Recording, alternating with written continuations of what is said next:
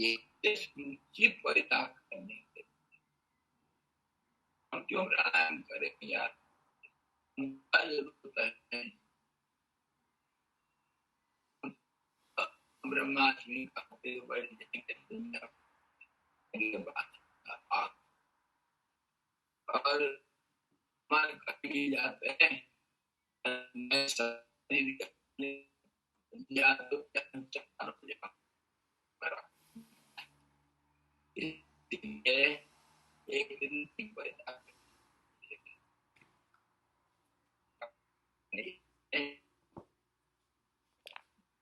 बस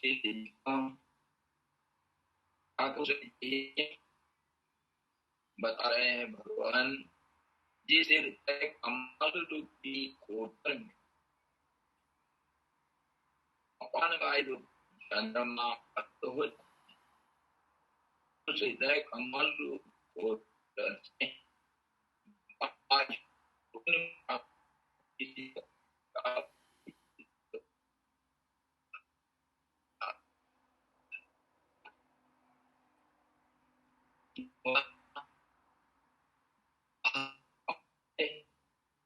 यह हमको पहले कहा गया, मान लो क्या है क्या नहीं और अलग उसके ऊपर मत मान लो। बाहर कल्पना करो, सारा कल्पना में तो हो रहा है, कल्पना ऐसा करते चलो ऑर्डर को मानो, फिर क्या होता है।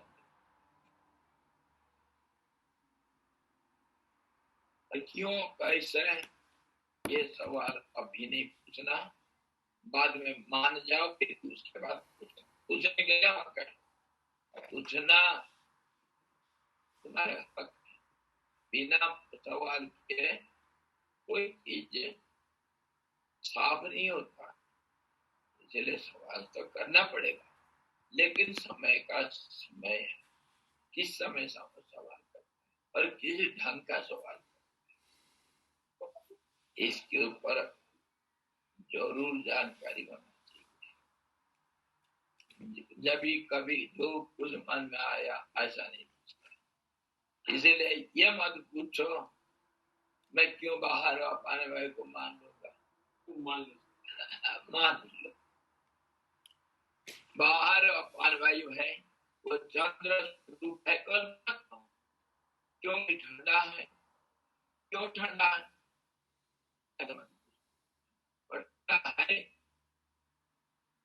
तो कोई क्यों ईंधन हो, ऐसा मैं पूछूंगा तो क्या होगा इसका ईंधन हो, इसलिए अच्छा शब्द नहीं। मान लो अपान वायु है और वो ठंडा है, चंद्र रूप है और उसका उदय बाहर होता और प्राणवायु आता है और प्राणवायु तो सूर्य और ये इसका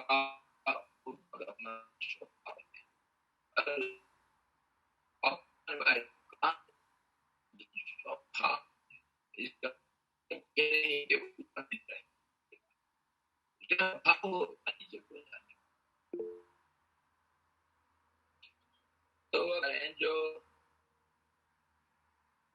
कमल जो फूटता है एक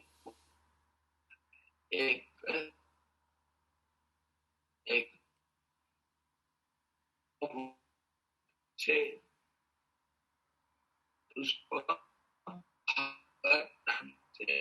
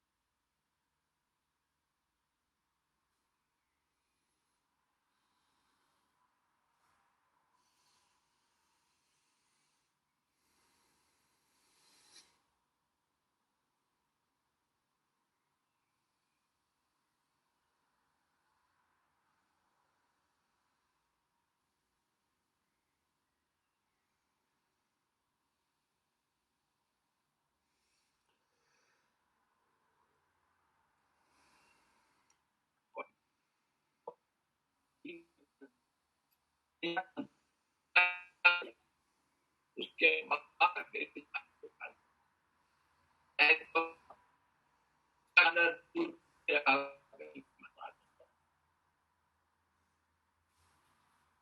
तो ये जो हृदय कोट कोट मतलब खोखला, ये जो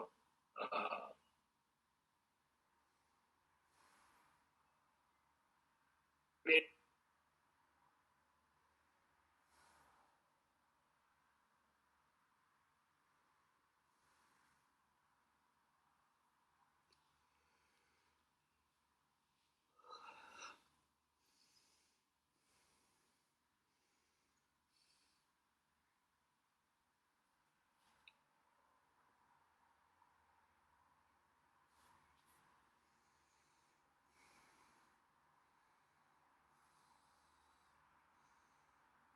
जो कमल रूपी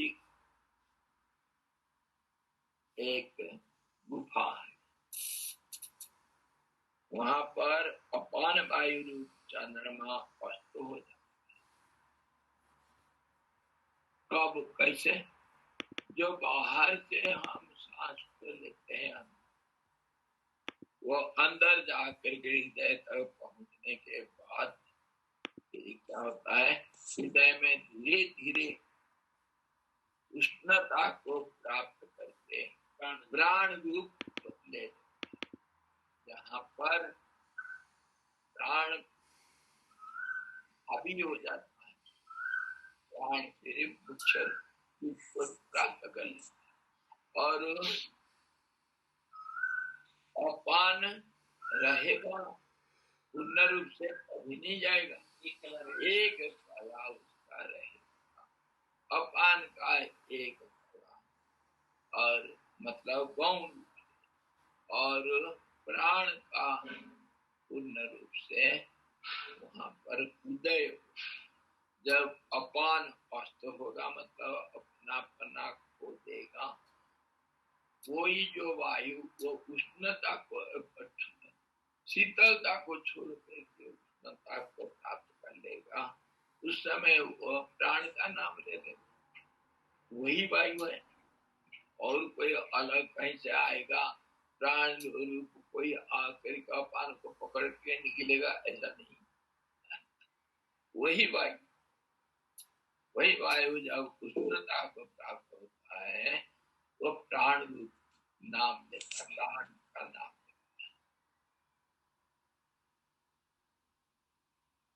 तो चंद्रमा रूपी अपान वायु अस्त होता है जब, तो उस हृदय कमल रूप कोटर से बाह्योन्मुख बाहर जाने के लिए प्राण रूपी सूर्य का अपने भीतर उदय होता है, प्राण उदय होता है।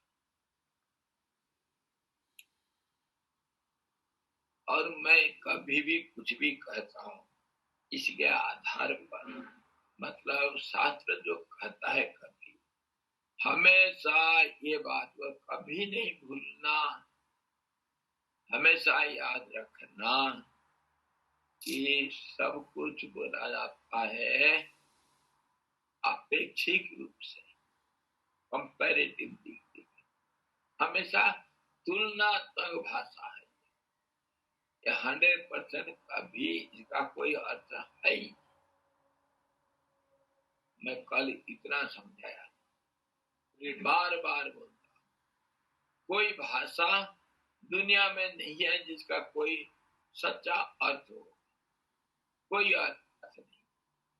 व्यवहारिक रूप में अर्थ है, एक को दूसरे के साथ तुलना करते हैं, और कुछ देर के लिए किसी देश में किसी कारण के लिए कोई व्यक्ति थोड़े समय के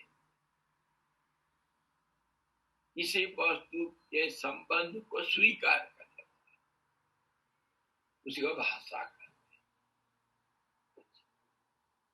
भाषा कैसे होता है, मैं इसको बार बार बोलता हूँ। मैं कहा प्राण बाहर जाएगा मतलब अपान भी साथ आए थोड़ा सा, इसको भूलना नहीं। आपने बताया था 80% पास होना 20% फेल। हाँ, वो पास फेल बता करके आपको कितना साफ और साफ बताया। फर्स्ट क्लास पास होना मतलब ये नहीं कि फेल नहीं हुआ, फेल हुआ है। तो इसी ढंग से हमेशा समझना। और भाषा के ऊपर आज फिर से एक क्लैरिटी आप लोगों को दे। भाषा कैसे होती, कोई शब्द विशेष विशेष शब्द का गठन होता है, उसको तैयारी किया जाता है। कैसे तैयारी किया जाता है? जो हृदय से स्पंदन बाहर निकलता है, वो स्पंदन गला के माध्यम से जब मुंह में आता है, जीभ, ओठ, दांत, तालू, ये सब के साथ टकरा कर अलग अलग रूप लेता है। जहां जिस रूप से जितना टकराएगा उसके अनुसार अलग रूप ले लेता है। उसी को अक्षर कहते हैं, अल्फाबेट। आ लेकर के स्वर वर्ण से लेकर के सारे व्यंजन वर्ण क से छ तक सब कुछ, ये सिर्फ एक शब्द मात्र है। और उसको जब शब्दों का हम, अक्षरों का हम जोड़ करके विशेष रूप से उसका संबंध, वो जो शब्द का गठन का जो एक रूप हुआ, उसको जब किसी विषय वस्तु के साथ संबंध में लाया जाता है। मैं कहा पुस्तक, इसका कोई अर्थ नहीं, पुस्तक का कोई अर्थ नहीं। वो अर्थ तभी होगा जब वो जो शब्द एक वाइब्रेशन में क्रिएट किया था, वो पुस्तक 3 अक्षर वाला एक शब्द है। और वो शब्द का संबंध जब मैं इस वस्तु के साथ जोड़ूंगा, तब इसको, इसका नाम पुस्तक होगा। और पुस्तक शब्द का कोई अर्थ हो, नहीं तो नहीं। और इसको कोई विशेष व्यक्ति इस संबंध को स्थापना किया और किसी को बोला, और कुछ लोग उसका अनुयायी उनको मान लिए, तो वो एक भाषा। इसीलिए भाषा अनेक है। वस्तु के साथ शब्दों का संबंध, इसको कहते हैं अर्थ क्रियाकारिता। और इसके साथ जब संबंध रख करके हम थोड़ा देर के लिए इसके साथ व्यवहार करेंगे तो भाषा बना। इसलिए भाषा का कोई अर्थ नहीं होता है जब तक उसका संबंध नहीं जानते हो। और संबंध देश काल परिस्थिति के अनुसार होता है। व्यवहारिक जगत में यह संबंध हमेशा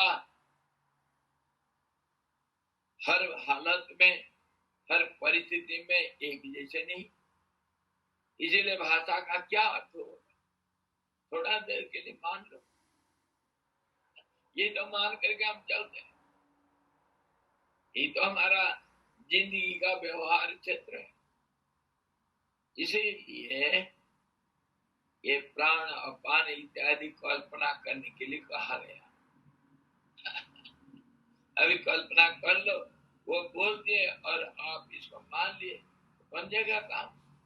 क्योंकि माना हुआ सब सारा दुनिया में मान करके चल रहे हैं, यहाँ क्यों नहीं मान?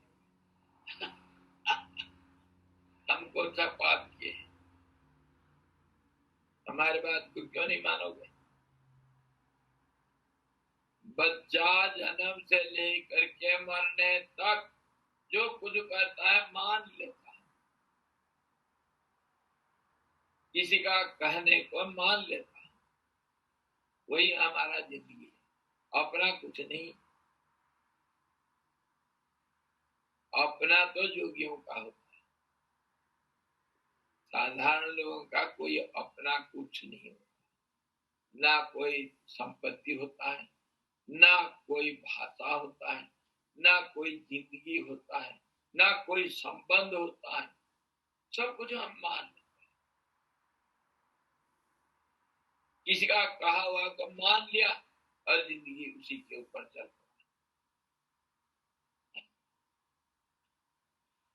इसको बहुत गहराई से विचार करके देखो, ये बिल्कुल सच है। तो मानते हो तो इसको भी मानो। तो ये प्राण जो बाहर जाएगा, क्यों जाएगा बाहर? क्योंकि उष्ण होने से वो जरूर ऊर्ध्वगति होगा उसका। हृदय से ऊर्ध्व को जाने के बाद फिर नाक से बाहर जाएगा, वही उसका रास्ता है। बाहर जाएगा तो फिर क्या होगा? उसका हालत ठंडा होगा, अपान के साथ मिल करके धीरे धीरे कुछ देर जाने के बाद मान लो 12 अंगुल, तो वो 12 अंगुल बाहर जा करके एक जगह पर रुक जाता है।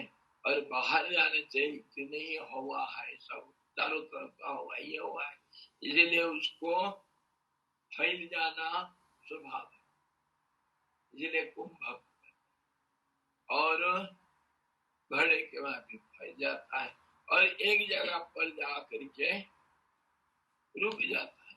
वहां पर क्यों रुक जाता है? पूर्ण रूप से ठंडा हो, और वहां पर अपान वायु का रूप लेता है। अपान वायु ठंडा होता है। चंद्र मान रखे हम, चंद्र वायु। तो वहां पर प्राण का अस्त हुआ और फिर अपान का उदय हुआ। फिर अपान जब उदय होगा, ठंडा वायु क्या करता है? गर्म का जगह पूर्ति करता है, स्थान पूर्ति करता है।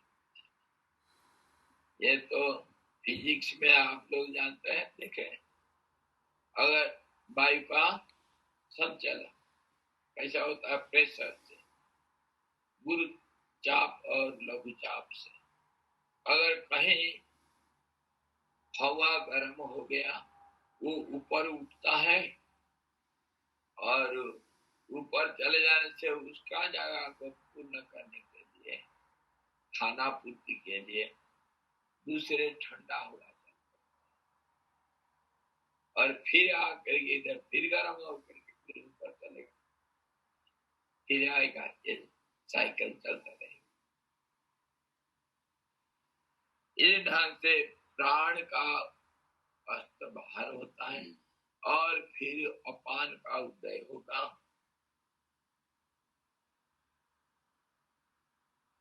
अपान वायु का अस्त हो जाने से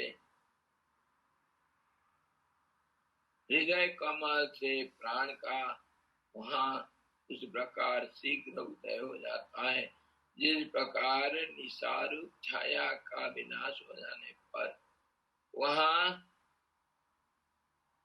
सौर आलोक का उदय होता है।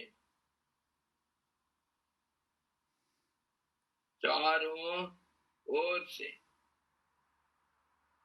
सौरालोक के नष्ट हो जाने पर, सूर्य का आलोक का नष्ट हो जाने पर, जिस प्रकार उसके पीछे क्षण भर में ही छाया रूप अंधकार का उदय हो जाता है। जो अंधकार का छाया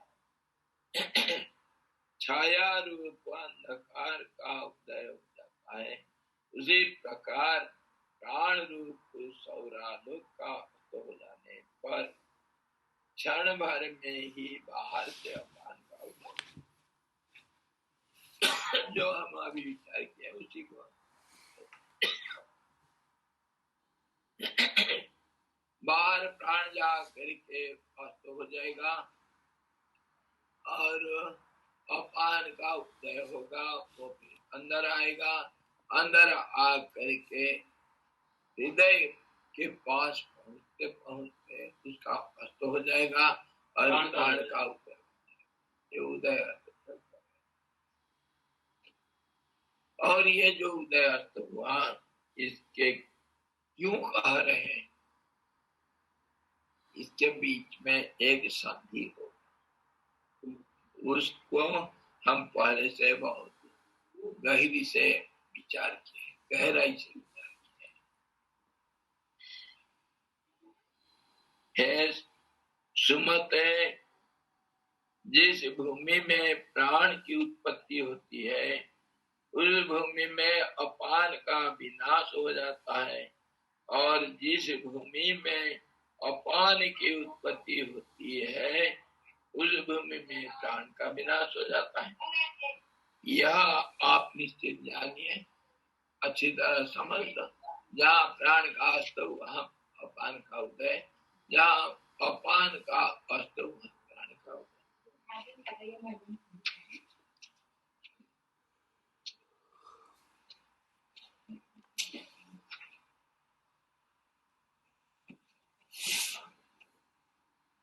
प्राणवायु के अस्त हो जाने पर और अपान वायु के उदयन्मुख होने पर बाह्य कुंभक का चिरकाल तक अवलंबन करने से योगी फिर संसार रूपी शोक से ग्रस्त नहीं होता। इसको बाह्य कुंभक कहते हैं। प्राण का अस्त और अपान का उदय का स्थिति, प्राण का उदय और अपान का अस्त, प्राण का अस्त और अपान का उदय, इसको बाह्य कुंभक कहेंगे, लेकिन इसका एक अवधि होगा, अवधि होगा। ये अवधि किस प्रकार का होगा? अवधि किसका, कितना तक, ये बड़ा भारी विचार करने लायक। ये संधि की अवधि पूछ रहे? संधि, संधि का अवधि क्या है? और उसमें ये कह रहे हैं, अगर जोगी चिरकाल तक वहां आश्रय प्राप्त कर लेता, मतलब उस बाह्य कुंभक को अवलंबन करके उसी रूप धारण करके अगर वो रह सकता है तो वह संसार रूपी शोक से फिर कभी ग्रस्त नहीं होगा। संसार में आना जाना उसका नहीं।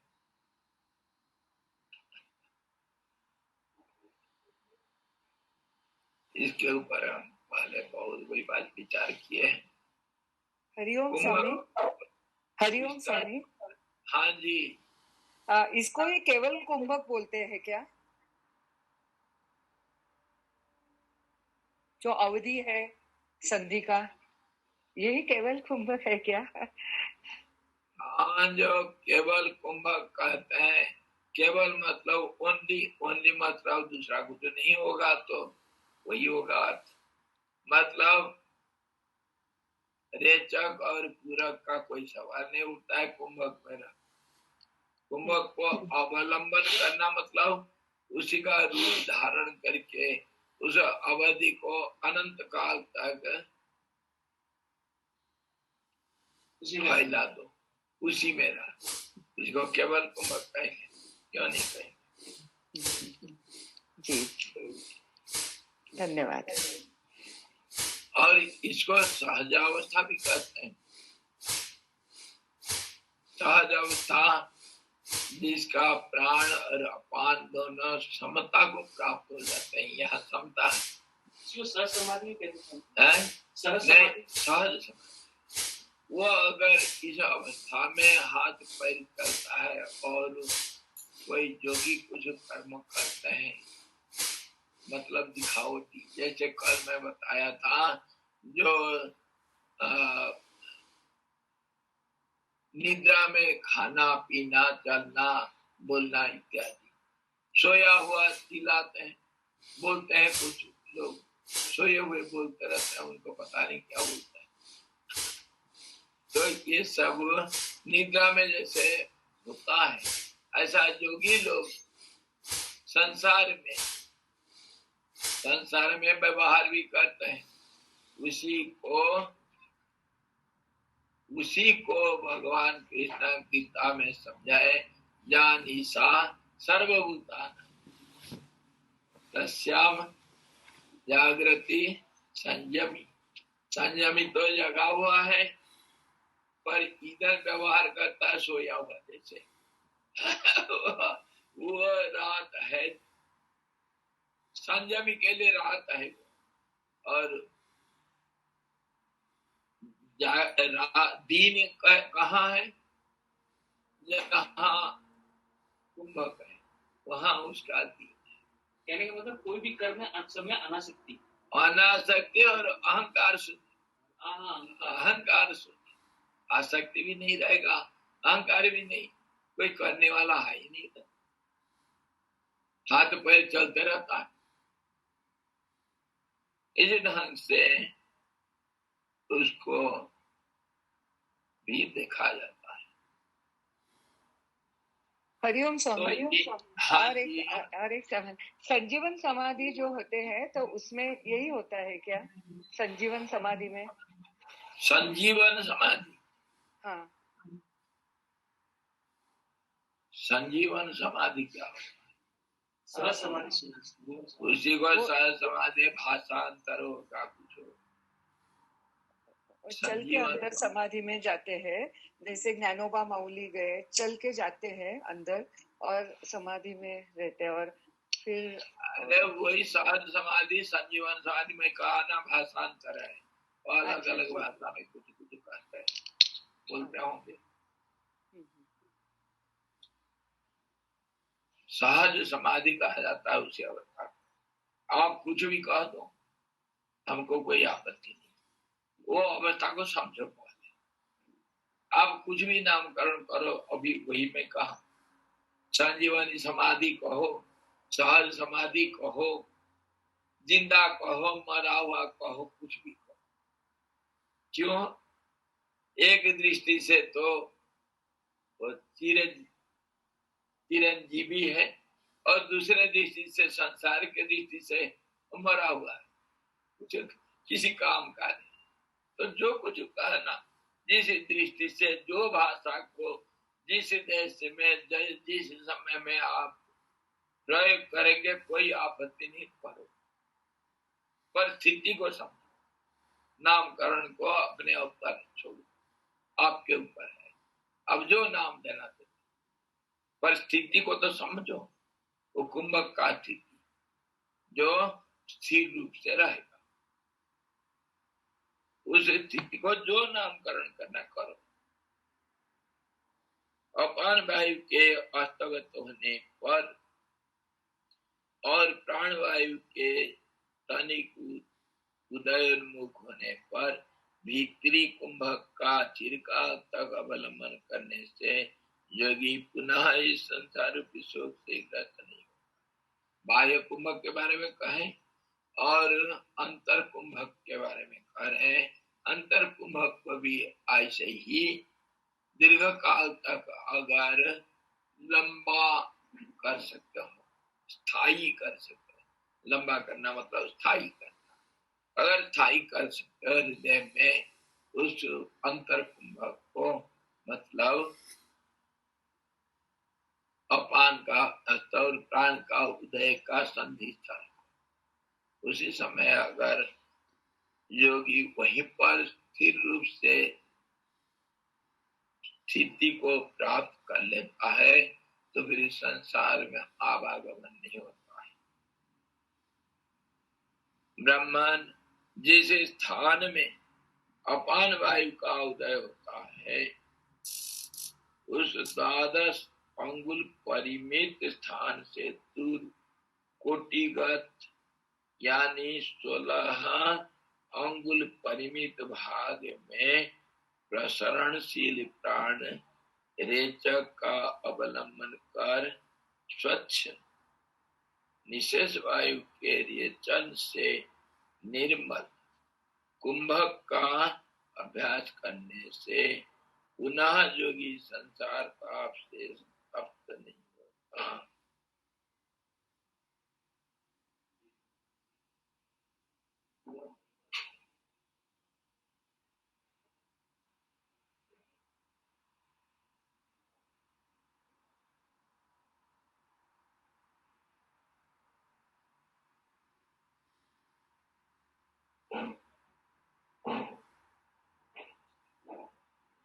उसी स्थिति को और थोड़ा टेक्निकल लैंग्वेज में समझा।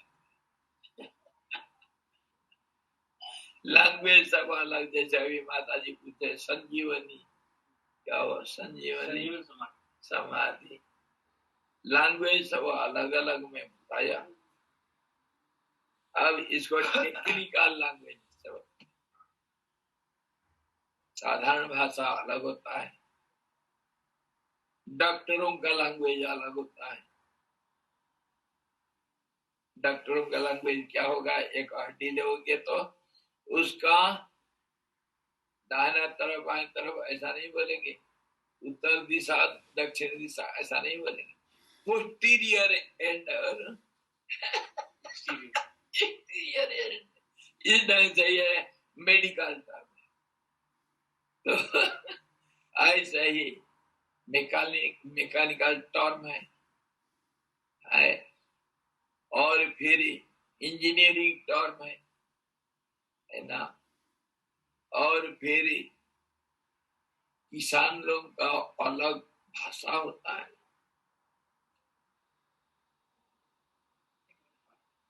म्यूजिशियन जो संगीतज्ञ होते हैं, संगीत का भाषा अलग होता है, आलाप, राग, छंद इत्यादि, तो सब भाषा अलग अलग होता है। उस हिसाब से ये अपने जो टेक्निकल मतलब ये है कि ये योगिक भाषा है। योगिक भाषा में क्या कहे, जैसे स्थान में अपान वायु का उदय होगा, कहाँ, बाहर कुंभक। अच्छा, उस 12 अंगुल परिमित स्थान से दूर कोटिगत 12 अंगुल स्थान से दूर कोटिगत यानी 16 अंगुल परिमित भाग में प्रसरणशील प्राण रेचक का अवलंबन कर स्वच्छ कुंभक का अभ्यास करने से 12 के बाद 16 तक जो प्रसारित होगा, हाँ, परिमित संगम है इसमें, हाँ, वहां पे कुंभक लग जाएगा। वो कुंभक क्यों प्रसरणशील है, वो एक जगह पर स्थिर नहीं रहेगा। अगर वो गतिशील होगा भी फिर भी स्थिर रहेगा। अपनी बाउंड्री बनाएगा, बाउंड्री बना करके वहीं स्थिर हो जाएगा। प्रसरणशील और स्वच्छ कर रहा है और कुंभक कर रहा है। प्रसरणशील कुंभक, स्वच्छ क्यों कहा, मतलब स्वच्छ मतलब ये वर्ड क्यों यूज किया हमने? हाँ जी, यही तो ये टेक्निकल लैंग्वेज की भाषा है। स्वच्छ क्यों कहा, क्योंकि अंदर से बाहर आया इसलिए। उसमें प्राण है या अपान है, बाहर आया। हाँ, जो बाहर प्रसरणशील हो करके है, ये प्राण यही तो बात है। 12 अंगुल के अंदर 16 अंगुल का प्रसरण होगा। आता सबको समझ में आ गया।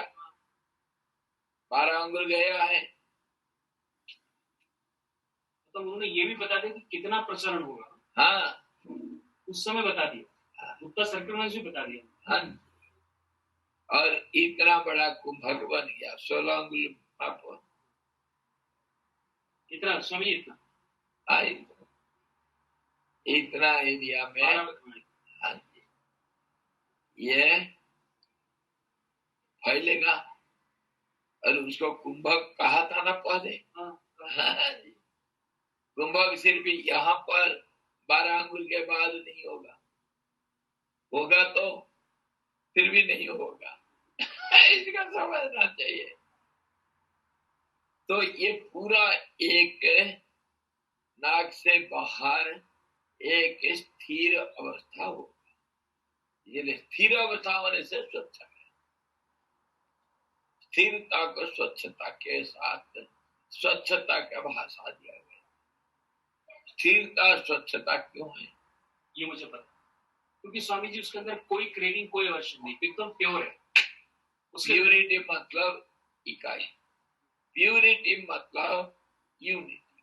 स्वामी जी उस शुद्धता, कोई विचार नहीं, स्वच्छ है। हाँ बिल्कुल, कोई विचार नहीं, दूसरे कोई विचार नहीं, प्राण अपान का भेद का भी कोई कल्पना नहीं, और मैं और तुम का कोई कल्पना नहीं, देश काल परिस्थितियां नहीं, स्थिर है, ये स्वच्छ है, जिसको हम निष्कलंकता कहते हैं, निष्कल ब्रह्म कहते हैं, और उसको भी हम स्वच्छ भी कहेंगे और पवित्र भी कहते हैं। कोई राग कोई द्वेष नहीं, पवित्रता, स्वच्छता, निर्मलता और एकता, ये सब प्रायवाची शब्द है। एक ही चीज को निष्कलंकता, ये सब एक ही अर्थ है। इस प्रकार वह बाह्य कुंभ का विवरण देते हुए, इशारा देते हुए कह रहे हैं कि उस हालत में जो अवस्थान करेगा, जो रहेगा, जो जितना देर तक रहता है उतना देर दुनिया नहीं तो आना जाना कहाँ होगा। अगर चिरकाल तक रहता है तो चिरकाल तक उसका कोई आना जाना नहीं। 10 मिनट रहेगा, 10 मिनट तक वो अमर है। 10 मिनट तक अमर हुआ ना नहीं।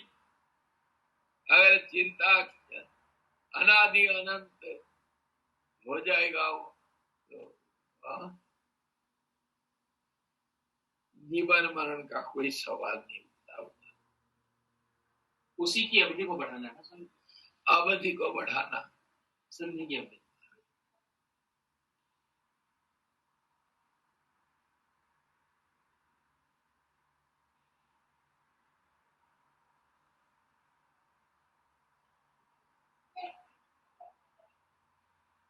प्राणवायु अग्नि शिखा के सदृश बाह्य आकाश मुक्ति कहन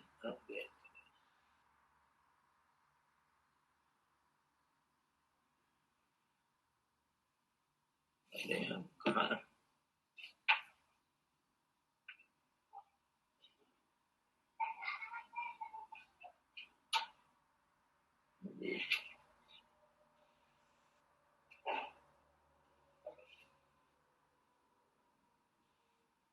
फिर मैं इसको शॉर्टकट में बता देता हूँ।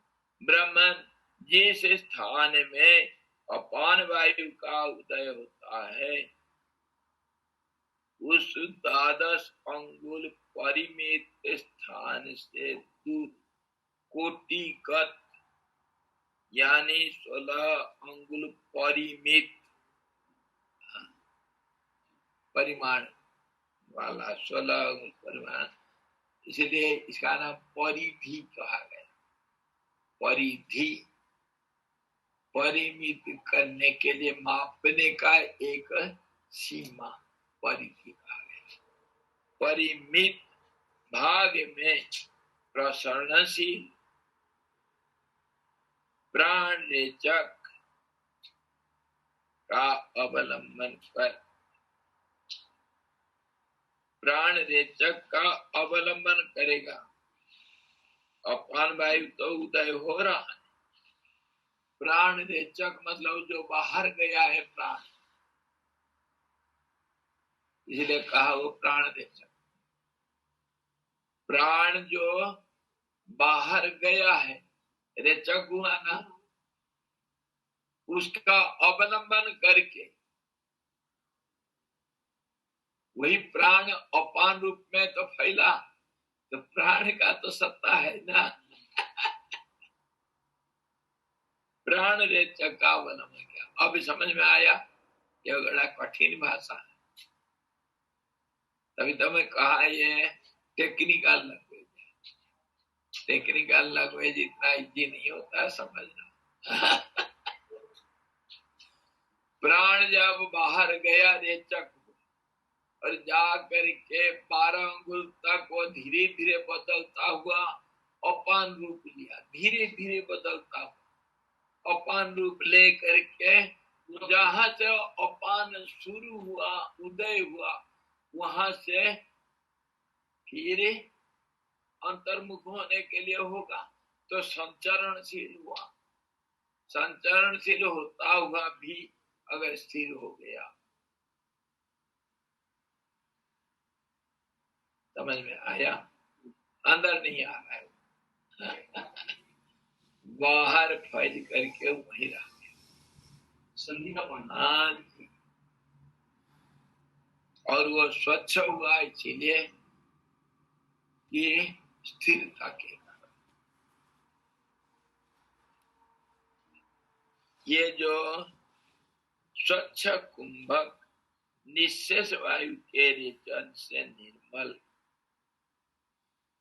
निर्मल इसीलिए हुआ, और कोई वायु का आवागमन नहीं है, ना अंदर आएगा ना बाहर जाएगा, स्थिर हो गया, इसलिए कुंभक हुआ और स्वच्छ हुआ। इस कुंभक का अभ्यास करने से पुनः योगी संसार ताप से प्राप्त नहीं होता। एकदम क्लियर है। मेरे को खाली एक पॉइंट जानना है, जो स्थिर हुआ वो स्थिति स्थिर हुई ना, वायु तो आती रही।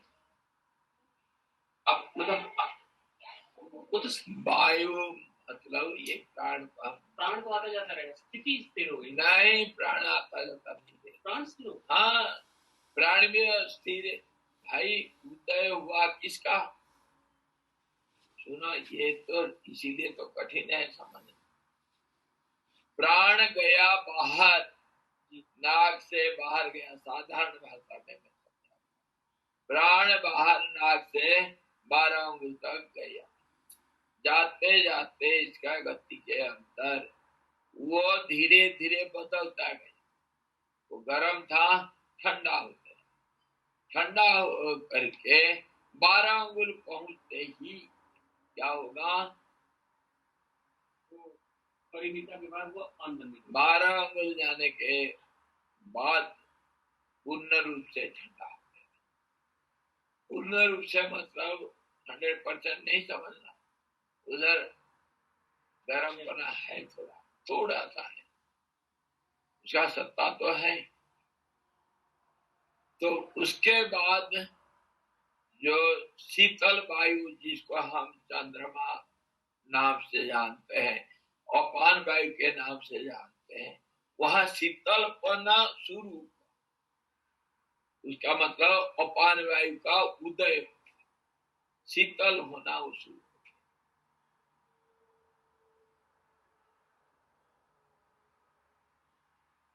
आप तो बोल रहे थे पहले से धीरे धीरे शीतल होते रहा, और फिर कह रहे हैं कि शीतलपना शुरू हुआ, मतलब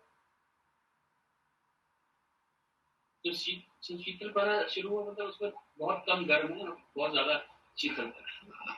पूर्ण रूप से अपना गर्मी को त्याग दिया, 1% कुछ हाँ, कुछ डिग्री एक कला शीतलता की डिग्री ज्यादा है और हाँ, थोड़ा सा अपना सत्ता रखा है, और पूर्ण रूप से वह ठंडा हो चुका है।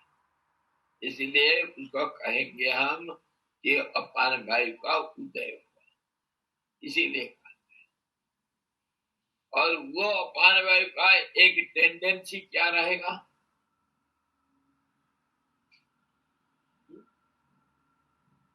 एक टेंडेंसी क्या रहेगा अपान वायु का?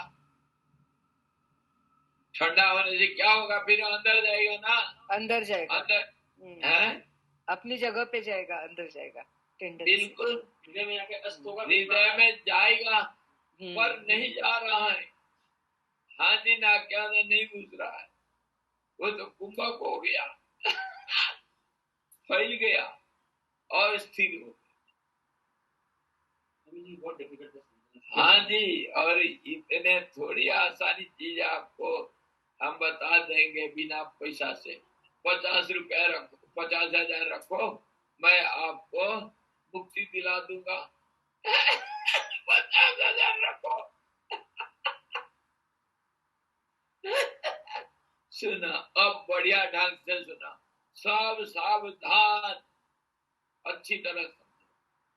सांस फेंक दो बाहर, फेंक दिया, फेंक दे करके चुप हो जाओ, अंदर खींच रहा।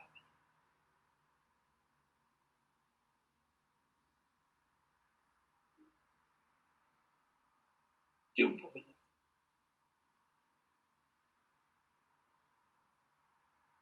तो प्राण तो अस्त हो जाएगा।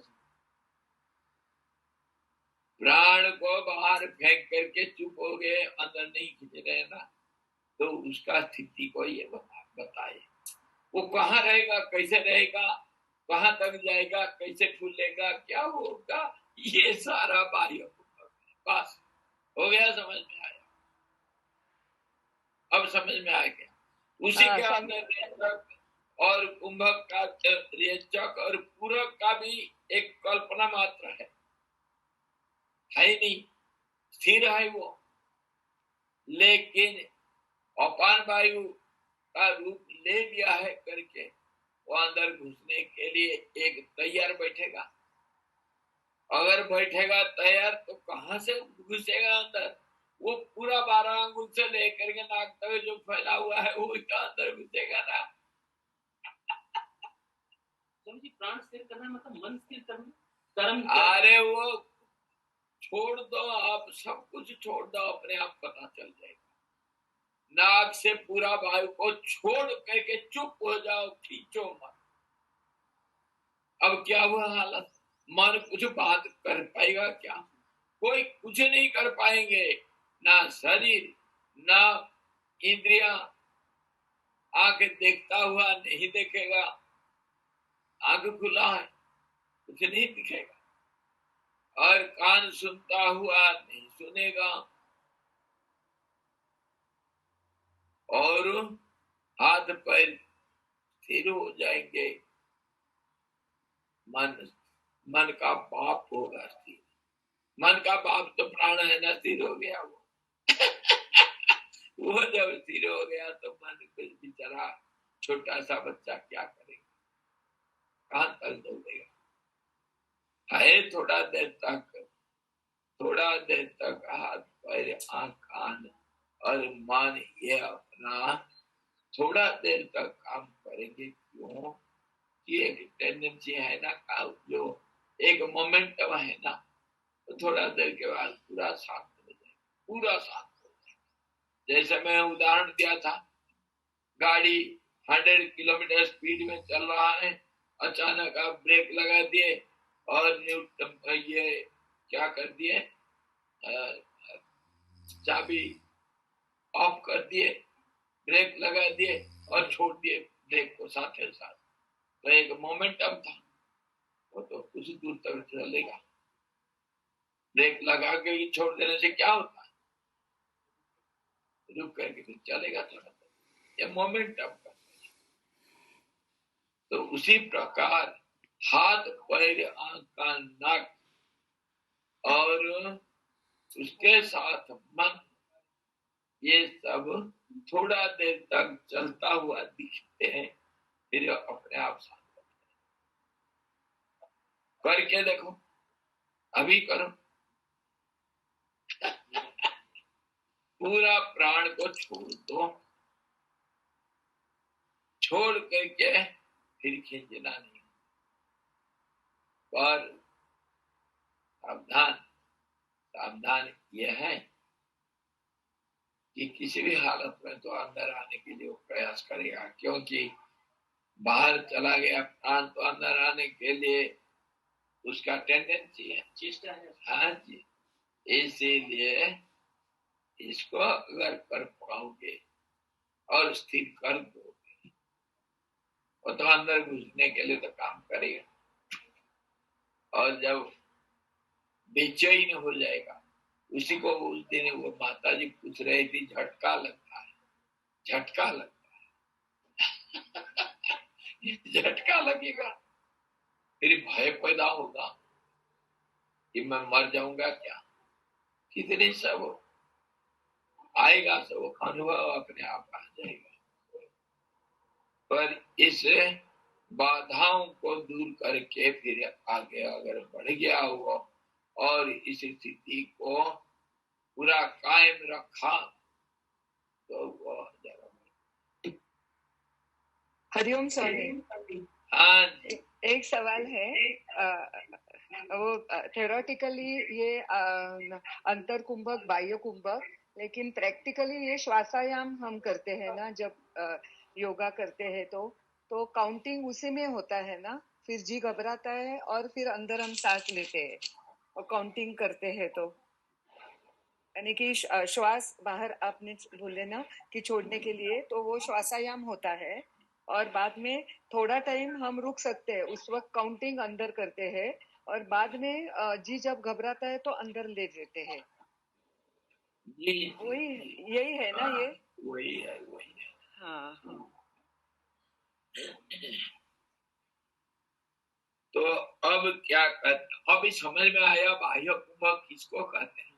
बाह्य कुंभक हम इतने ही समझ रहे थे पहले, गया चुप हो गया और फिर अंदर आ गया। वो जो बाहर जाके के चुप होना और अंदर आना शुरू करना, उसमें पल भर का समय होता है, लेकिन उस पल भर को अगर बढ़ाएंगे तो उस समय और वह पल भर तक, वो पल भर जो स्थिति होता है उस तक ये जो बाहर निकल के गया उसका प्राणमय का क्या स्वरूप होगा, क्या स्थिति होगा, और उसके बाद वहां 12 अंगुल के बाद से जो अंदर आएगा, अंदर आने के लिए कोशिश करेगा, कहाँ से आएगा, किस ढंग से आएगा, वो पूरा वायु जो फैला हुआ वायु आएगा, आएगा तो 12 अंगुल तक है, वो 12 अंगुल से शुरू होगा आना, पर पूरा वायु आएगा। मान लो एक गुब्बारा बना दिए भाई, नाक का वायु को फेंक करके एक गुब्बारा को बना दिए, वो अगर अंदर आने के लिए कोशिश करेगा तो नाक में लगा हुआ ना, जैसे हम हमें लगा करके फूंकते हैं ना गुब्बारा को, ऐसा नाक से फूंक दो, फूंक करके एक गुब्बारा बना दियो जो 16 अंगुल का उसका रहेगा और 12 अंगुल तक फैलेगा, डायमीटर, डायमीटर होगा 12 अंगुल। वो इसीलिए पहले कहे था 12 अंगुल अथवा 16 अंगुल का, याद है? हाँ जी, 12 अंगुल या 16 अंगुल, इसीलिए अब इतना एक गुब्बारा हो गया, अब उसको आप अंदर लेंगे तो कहाँ से आएगा, यहाँ से, हाँ वो यहाँ से शुरू होकर के धीरे से पीछे से आकर के पूरा खाली हो जाएगा गुब्बारा, यही तो होगा। अब समझ में आ गया।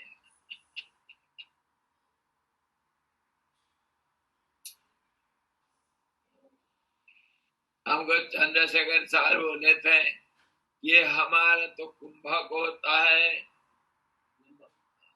वो गुब्बारा गोल करके हमेशा नहीं सोचना, वो गुब्बारा कभी लंबा भी होता है, हम लंबक करते हैं। लंबक कुंभक भी है और लंबक भी है। तो जैसे भी सोचो।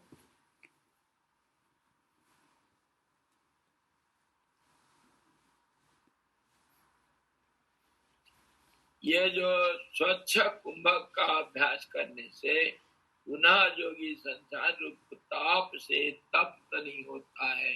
संसार रूपी जो कठिन है, तप्त मतलब दुख, उससे कभी दुखी नहीं होगा। नासिका छिद्र से अपान वायु का भीतर प्रवेश होने पर बाह्य रेचक के आधारभूत प्राण के पूरण के लिए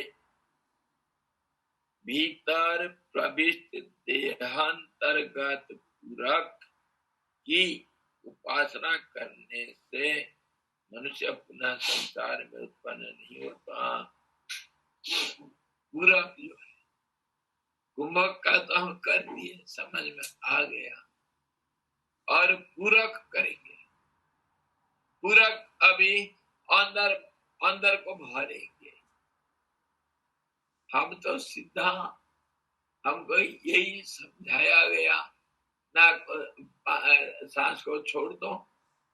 इतना देर तक अभी माता जी बोल रही थी गिनती करो, गिनती करो।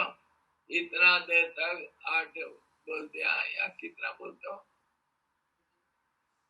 बाहर छोड़ने के लिए? 12 छोड़ेंगे नहीं, गिनती क्या करते हैं? 2 and 2 8 as 2 4 2 4 8 तो जैसे भी करो 3 काउंट। हाँ जी, 3 काउंट होगा। तो 3 काउंट छोड़ने का एक और लेने का एक और स्थिरता का एक। वो कुछ भी गिनती करके आप बोलते हो, उसका मतलब करते हो क्या? करते हो कि सांस को बाहर छोड़ देते हो और खींच लेते हो, बाहर भी थोड़ा रुक जाते हो, अंदर भी थोड़ा रुक जाते हो, यही तो करते हो। लेकिन इसके अंदर सचमुच होता है क्या प्राण का और अपान का स्थिति, वो विशेष रूप में विश्लेषण करके समझा रहे। इसी के अंदर सब कुछ है। बाहर भी एक कुंभक हो गया, अंदर भी एक कुंभक हो गया। जैसे बाहर हम समझे थे ऐसा अंदर भी है। खाली हृदय में जाकर के स्थिर हो जाने का कुंभक नहीं समझना। अंदर भी एक गुब्बारा है और बाहर भी एक बाहर एक गुब्बारा लगा तो अंदर एक गुब्बारा लगा तो बीच में उसको बोलो नाक। और उसको क्या करोगे? 2 गुब्बारों को बीच में जोड़ करके ऐसा जोड़ना कि एक को बंद कर सकते हैं और खोल सकते हैं। ऐसे से एक अगर बंद हो जाएगा तो दूसरा खुल जाएगा, दूसरा बंद हो जाएगा तो ये खुल जाएगा। अब आया 2 गुब्बारों के बीच में स्थिति, ये नाक है। अच्छा, कनेक्शन। अब ये दोनों कुंभक, दोनों जो गुब्बारा है, ये गुब्बारा में करते हो क्या तुम? गुब्बारा में स्थिरता होता है, अभी वो वायु का संचरण चलता है और वो एक दूसरे में जाने के लिए हमेशा तैयार हो रहता है। वो टेंडेंसी रहता है। इसमें दाहिना गुब्बारा में बाएं जाने के लिए, बाएं गुब्बारा को दाहिना में जाने के लिए हमेशा टेंडेंसी रहता है। बाएं को बाहर समझ लो, दाहिना को अंदर समझ लो। जैसे करना करो। तो इस ढंग से समझने के लिए कोशिश करो। नासिका गए छिद्र से अपान वायु का भीतर प्रवेश होना। बाहर तो अपान वायु था, प्राण अपान का रूप ले लिया है और वो अंदर जाने के लिए तैयार बैठा। तो उसको हम पूरक कहेंगे ना। वो पूरक रेचक में भी भाषा बदल जाता है, इसीलिए जोगियों का भाषा एक जो कहा दूसरे में अलग रूप से कहते हैं। इसमें घबराना नहीं, समझने के लिए कोशिश करना। स्थिति को भाषा के ऊपर इतना महत्व नहीं देना, नाम के ऊपर इतना महत्व नहीं देना, परिस्थिति को ठीक ढंग से समझ। अरे तो पूरा बड़ा ये बाह्य पूरक। हाँ, बाह्य पूरक जो होगा ये है, बाह्य पूरक जो होगा वो अपान होगा। वो पहले प्राण था।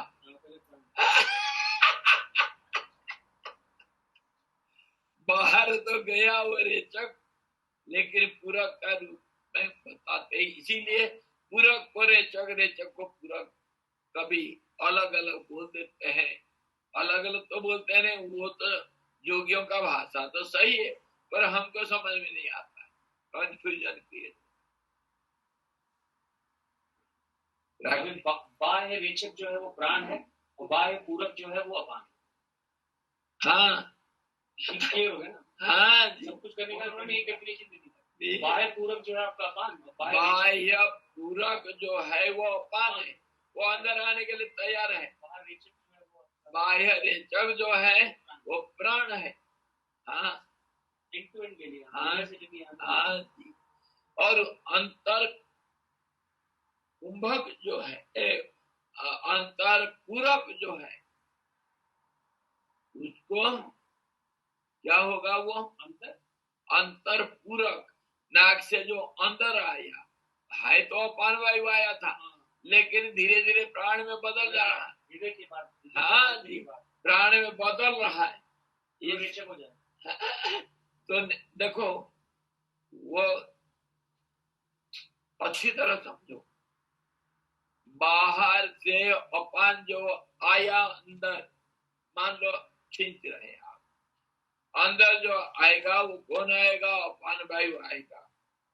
अच्छा, वो रेचक है या पूरक है? पूरक, क्योंकि वो अंदर आ रहा, अंदर आकर के हृदय तक जाएगा वो, इसीलिए कोई कहते हैं उसको, हम यही समझे थे, जो अंदर खींचते हृदय तक वो पूरक है, लेकिन नहीं है, पूरक नहीं है। इसी को तो समझने के लिए कठिन है। पूरक नाम दे दो, कोई आपत्ति नहीं, साधारण समझ के लिए। जो अंदर खींचते हैं वो पूरक हुआ, जो बाहर छोड़ते हैं वो रेचक हुआ, साधारण। लेकिन उसके अंदर जो नाक के अंदर, नाक के बाहर का स्थिति को लेकर के नामकरण करना और उसका स्थिति को समझाते हैं, इसी से नाम थोड़ा बदल जाता है। समझे? हाँ स्वामी जी, पहले तो उन्होंने पान और अपान को कट किया था नाक से। हाँ, रेचक और कुंभक को तो कट नहीं किया था। नहीं किया था, नहीं किया था, उसको एक्सप्लेन नहीं किया था। उन्होंने बोला नाक तक जो रहेगा वो प्राण, उसके बाद का अपान। हाँ, बाद में फिर पूरा बोला कि पूरा ये प्राण और ये यहाँ से पूरा अपान, पूरा 16-12 अंगुल तक पूरा प्राण। पहले नाक तक खाली प्राण किया, हाँ। फिर अभी गुरु ने फाइनल दे दिया कि 12 अंगुल तक प्राण, फिर वहां से कन्वर्ट होके पूरा अपान। इसीलिए कि वो बदलता जाता है ना, बदलता जाता है। इसलिए क्या बोलोगे उसको?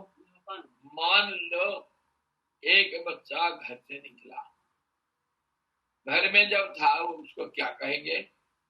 मेरा बेटा, बेटा नाम होगा ना। अच्छा, घर से निकलते हुए बाजार होते हुए अपना पेंसिल, रबर और पेन वगैरह खरीद करके स्कूल जाता है।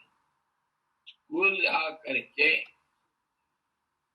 स्कूल अभी मॉर्निंग बेल नहीं हुआ है, पहले जाकर बच्चे पहुंच जाते हैं खेलने के लिए। छोटे बच्चे 7वीं 8वीं के बच्चे पहले जाकर के थोड़ा खेलते हैं और खेलने के बाद आधा आधा खेल दिए, कबड्डी खेले या बैडमिंटन खेले, कुछ ना कुछ खेल दिए।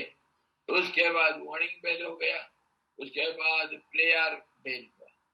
प्रेयर क्लास में जाकर के खड़ा हो गए तो बाहर सारे स्कूल के बच्चे, 500 बच्चे हैं। अच्छा, वो फिर प्रेयर खत्म होने के बाद क्या हुआ, अपने अपने क्लास को जब जाना है, अपने अपने क्लास को जाना है। तो क्लास में जाने से बैठ गए, अटेंडेंस लिया गया, फिर पढ़ाई शुरू हो गई। अब देखो वो जो बालक घर में था उसका कितने नामकरण बदल जाएगा, है तो एक ही। समझने के लिए कोशिश करो। घर में था मेरा बेटा, रास्ता में गया पथी, स्कूल के रास्ता में निकल गया, पथिक हो गया।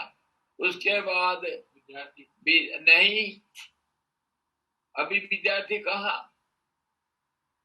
अभी विद्यार्थी का अलग अलग रूप। विद्यालय में जा रहा है इसलिए विद्यार्थी कह सकते हैं, घर से निकला तो विद्यार्थी हुआ। वो घर में रहते हुए भी विद्यार्थी था, लेकिन मैं नहीं मानता विद्यार्थी, उसका मैं अपना बेटा मानता। इसीलिए नामकरण में सब कंफ्यूजन है। हाँ जी। फिर वो जब रास्ता में जा रहा है वो बटो ही हो गया, मतलब पथिक हुआ। और वो जब जा करके स्टेशनरी दुकान में पहुंचा है, वो कस्टमर बन गया, वो उपभोक्ता बनता है, परचेजर बन जाता है। और उसके बाद जब जाकर के स्कूल के बाउंड्री के अंदर पहुंच गया, विद्यार्थी बना, घनीभूत हो रहा, लेकिन पूरा विद्यार्थी नहीं बना। स्कूल के बाउंड्री में चला गया, अब तो विद्यार्थी कहा जा सकता है, लेकिन पूर्ण रूप से विद्यार्थी नहीं बना। अब जा करके खेलने शुरू कर दिया। खेलते वक्त वो बस्ता लेकर के, अपना बैग लेकर के थोड़ी खेलेगा, वो तो बैडमिंटन बैट लेकर के खेलेगा। तो उस समय खिलाड़ी हो गया, प्लेयर। उसके बाद गया, जाकर पहुंच गया प्रार्थना क्लास में, उसमें प्रार्थी हो गया। तो उस समय विद्यार्थी नहीं, खिलाड़ी नहीं, आपका बेटा नहीं, क्या हो गया, वो प्रार्थना करने वाला प्रार्थी हो गया। और उसके बाद जब गया क्लास में, तब असली विद्यार्थी। समझ में आया? एक ही व्यक्ति का कितने अलग अलग नामकरण जाता है। इसीलिए मैं कभी कह दिया, अरे वो विद्यार्थी को देखा था क्या, फिर 10 मिनट में मैं बोला, अरे वो पेंसिल और रबर खरीदने वाला वो लड़का को देखा था क्या, फिर मैंने बोला, अरे वो खिलाड़ी को देखा था क्या। तो आप क्या समझोगे? मैं कह रहा हूं एक ही बच्चा के ऊपर, वो अलग अलग बच्चे नहीं है। उसके काम से उसका नाम चेंज है, हाँ, उसके फंक्शन से उसका नाम चेंज है। गुण कर्म विभागता, गुण और कर्म के अनुसार नामकरण होता है, जाति भेद होता है। सब कहीं आए, आप जाति को नकार नहीं सकते, कोई नहीं मिटा सकता है, क्योंकि यही तो व्यवहारिक जगत है। जात को कैसे मिटा दोगे? वही व्यक्ति कुरान पकड़ लेगा तो मुसलमान हो गया, वही व्यक्ति अगर उपनिषद को पकड़ लिया तो हिंदू हो जाएगा।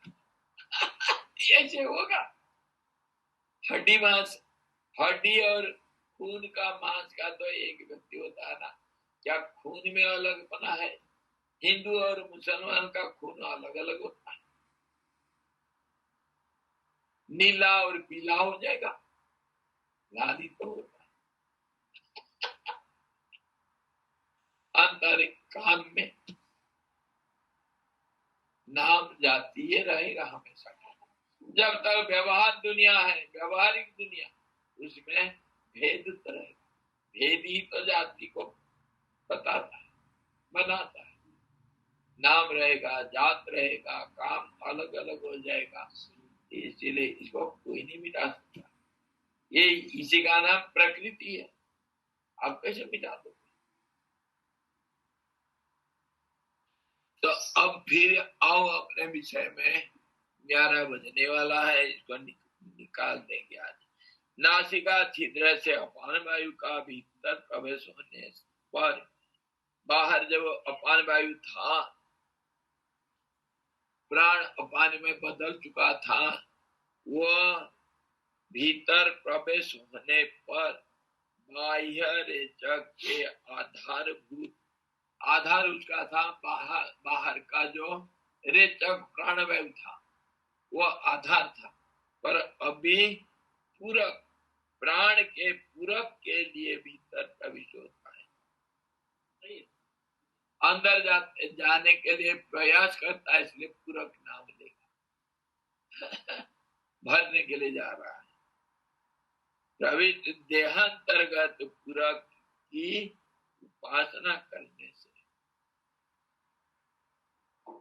देह के अंतर्गत जो पूरक है उसका उपासना करने से मनुष्य पुनः संसार में उत्पन्न नहीं होता। इसमें एक और शब्द था, इसमें लिखा था प्राण पूरक। वो है अपान, हाँ, चेष्टा उसकी प्राण पूरक की। प्राण एक कला जो है जी, कितना सुंदर है। यही तो कठिन है समझने में, और इसको इसलिए मैं इतना समय लेकर के, इतना उदाहरण देकर के समझा रहा हूँ। और ये जो है, ये है तो प्राण, मगर ये है अपान रेचक। और ये है प्राण पूरक की चेष्टा, लेकिन है अपान। नाम बदल जाता है, इसमें कॉम्प्लिकेशन है। इसको फिर कल संकट में दोहराएंगे, क्योंकि ये कॉम्प्लिकेटेड है। कॉम्प्लिकेटेड कुछ नहीं, कंफ्यूजिव है। कॉम्प्लिकेटेड कुछ नहीं, कंफ्यूजन क्रिएट करता है बस। क्यों हम इस ढंग से सोचने के लिए कभी पहले अभ्यस्त नहीं हुए। हम सिर्फ इतना ही सोचे हैं। हमारा साधारण व्यक्ति का सोच कितना है? जो क्या करता हूं मैं, प्राणायाम करता हूं, हाँ क्या करता हूं, पूरा रेचक और कुंभक करता हूं, अनुलोम विलोम करता हूं, भस्त्रिका करता हूं। अब उसको बोलो बाह्य रेचक से प्राण पूरक की पूरक चेष्टा करते।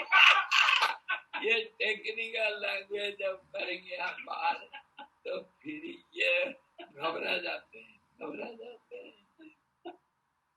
करते रहो, मना नहीं। मना कोई नहीं कर रहा।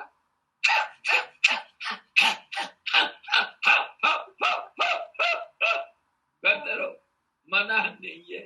ये भी प्राणायाम है। मैं पहले कहा था प्राणायाम हजारों किस्म का है, सैकड़ों किस्म का प्राणायाम।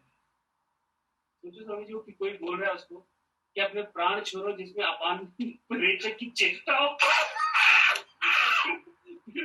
अपान लो जिसमें प्राण पूरक की चेष्टा हो। तो क्या करेगा प्रभु? करेगा क्या? वो तो घबरा जाएगा। उसको ऐड करके बोलेगा अपान को 12 छोड़ के 16 गुब्बारा बजा। अरे वो बेचारा घबरा जाएगा। मैं प्राणायाम नहीं करूंगा, मुझे माफ करो, मुझे माफ करो। 50,000 का मेरा 50 पैसा दे दूंगा।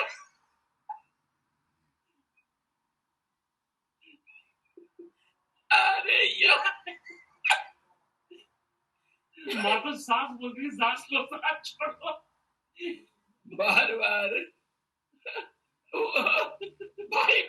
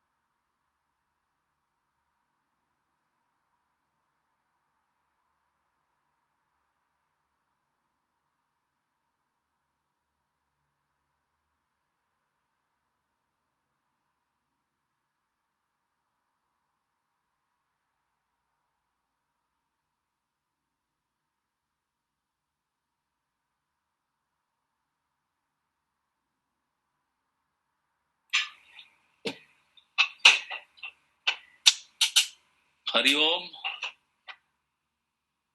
बहुतेक स्वामीजी आता काय परत कनेक्ट होणार नाहीत कारण 11 वाजले. सुबोध जी आ गए. सुबोध जी अनम्यूट कीजिए.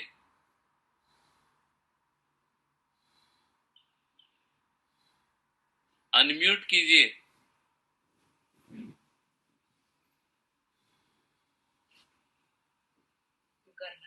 मी नाही करू शकत. तूच ऍडमिन आहेस ना. सुबोध जी अनम्यूट कीजिए आप.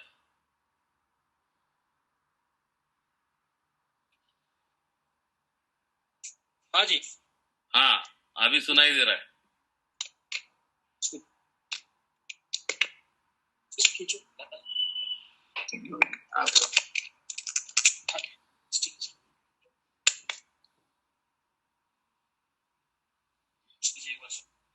अभी आवाज आ रहा है ना? आ रहा है स्वामी जी. ठीक. हम यही देख रहे थे.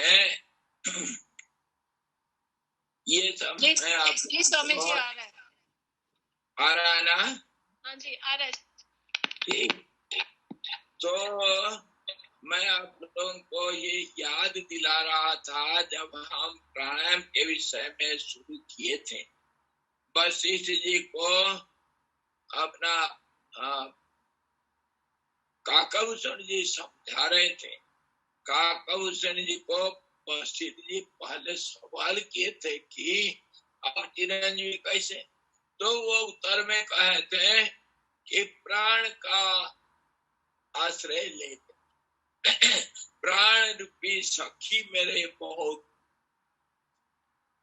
बड़े निकट के हैं, बड़े निकट संबंधी हैं।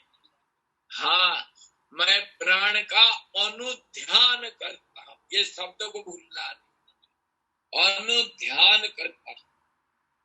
अनुसरण तो करना अलग बात है, अनुध्यान करना मतलब प्राण का गति जैसे जैसे होता है अथवा स्थिरता, प्राण का गति अथवा स्थिरता, ये दोनों को मैं ध्यान कर, उसके ऊपर ध्यान। समझ में आया? उसी को क्लियर करते हैं किसी ढंग से प्राण का ध्यान कर। अब क्लियर हुआ। इसीलिए इतने वो गति के अंदर स्थिरता, स्थिरता के अंदर गति, और पूरक के अंदर रेचक, रेचक के अंदर पूरक, और कुंभक के अंदर गति, गति के अंदर कुंभक। इस ढंग से सारे कॉम्प्लिकेशन को आपके सामने क्लैरिफाई कर, ऐसा ही वो अनुध्यान कर। प्राण के ऊपर तो ध्यान कर रहे हैं हम और कहीं जुड़ जा रहे। प्राण को कैसे अपान नाम दिया गया और दूसरा नाम कैसे दिया गया, उनका गति कहाँ तक हो रहा है, गति के अंदर स्थिरता कैसे, स्थिरता के अंदर गति कैसे। गति मतलब बदलना, गति मतलब बदलना, मूवमेंट, मूवमेंट मतलब ठंडा गर्म होना, गर्म ठंडा होना। इसको समझो, ठंडा जो गर्म हो रहा वो एक गति है। और ये भी बताया गया था कि प्राण अपान के अंदर भी संधि है, कुंभक है। कुंभक सिर्फ एक जगह पर स्थिरता का नाम नहीं, हाँ शून्य, और वो शून्य स्थिति तो एक चीज दूसरे में बदलने के बीच का, और उसको मैं आपको वो जो पिक्चर बना वो ड्राइंग बना करके दिखाया, बीच का सरल लिखा तो सप्ताह, और जो तरंग के उससे उठेंगे वो तरंगों का भी एक स्थिति होता है, वो तो अनंत काल तक ऊपर नहीं जाएंगे या अनंत काल तक नीचे नहीं जाएंगे, तो उनका स्थिरता है, स्थिरता के अंदर अस्थिरता। आई समझ? ये रिलेटिविटी कोई साधारण चीज नहीं, हम भूल जाते हैं। हम हर चीज को निश्चित रूप से समझाते कि ऐसे ही है, ऐसा है, मना नहीं। खिड़की, खिड़की है, किसके लिए खिड़की है? हवा का आने जाने के। क्या दरवाजा में हवा नहीं आता जाता?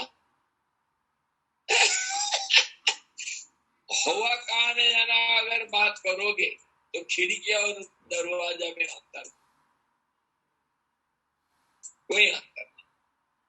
अगर प्रकाश का आने जाने का बात करोगे तो खिड़की और दरवाजा में कोई अंतर नहीं। लेकिन मनुष्य का, कमरे के अंदर रहने वाले का आने जाने का बात करोगे तो खिड़की और दरवाजा का अंतर, और दोनों एक संधि का। खिड़की भी एक संधि है और दरवाजा भी एक संधि। कितने दृष्टिकोण से, अलग अलग एंगल से हम कैसे समझते हैं एक चीज।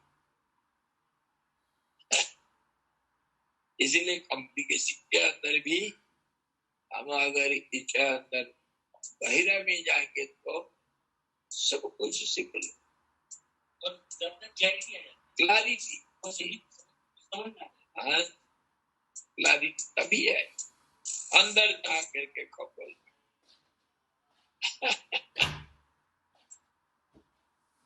कल फिर हम शुरू करेंगे, अनुध्यान हम करेंगे।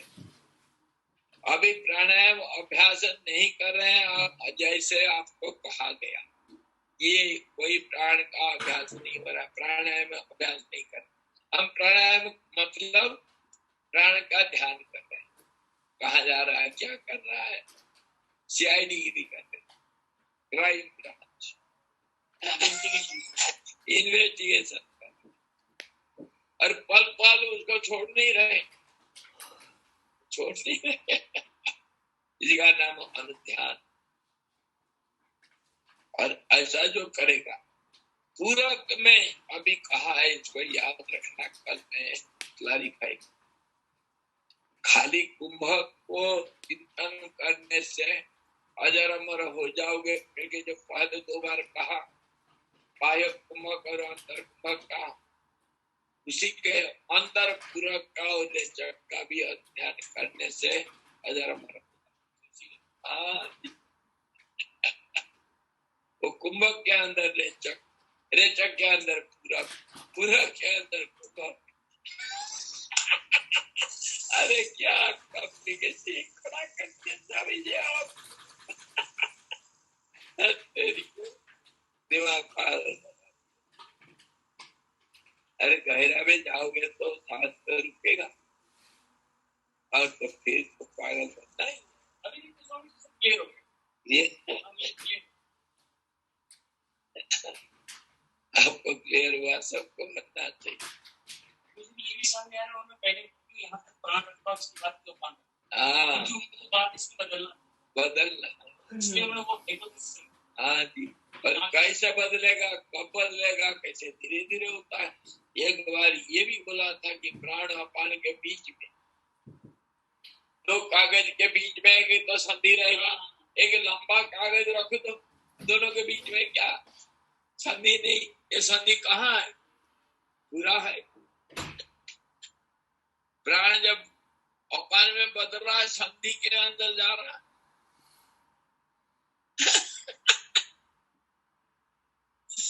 संधि का स्थिति कैसा, हाँ ऐसा, इसका नाम संध्या कहते हैं।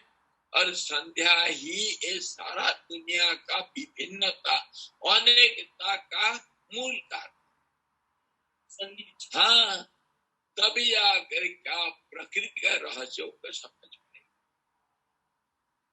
नहीं तो प्रकृति का रहस्य, संसार का अंदर की बातों को, संसार बनता कैसे, बिगड़ता कैसे, कौन सा कानून के ऊपर चलता है, इसको समझने के लिए वो संधि को समझ, संधि को समझ गया तो नियम कानून से क्या स्वाभाविक नियम कानून, ये नियम कानून को कोई बनाना जरूरत नहीं पड़ता, कोई मोहर लगाना नहीं पड़ता है। अमेंडमेंट हमेशा चलता रहता है। अमेंडमेंट के लिए कोई शीतकालीन सत्र और ग्रीष्मकालीन सत्र को बुलाना जरूरत नहीं, ऑटोमेटिक प्रोसेस, सब ऑटोमेटिक।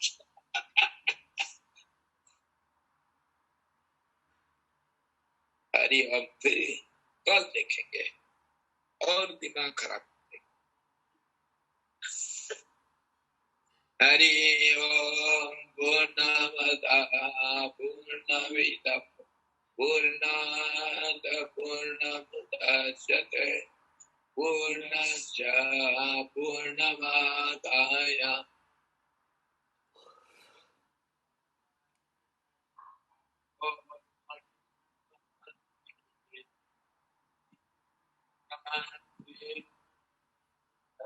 भगवान की जय,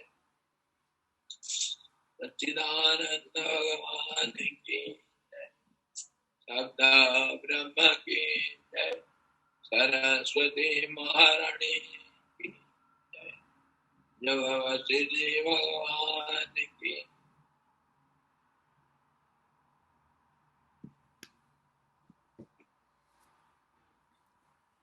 बाय हरि ओम।